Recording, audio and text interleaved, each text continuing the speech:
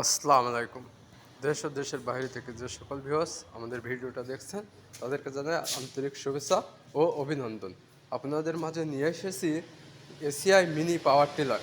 এটি ৬ ঘোড়া, ৭ ঘোড়া, ১০ ঘোড়া, ১২ ঘোড়া পর্যন্ত আমাদের কাছে পেয়ে যাবেন।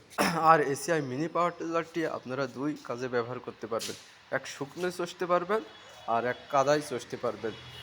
আর এই পাওয়ার টিলারটি শুকনো চষার জন্য ব্যবহার করা হয়েছে ৩২টি ফাল এবং কাদার জন্য ব্যবহার করা হয়েছে ২৪টি ফাল।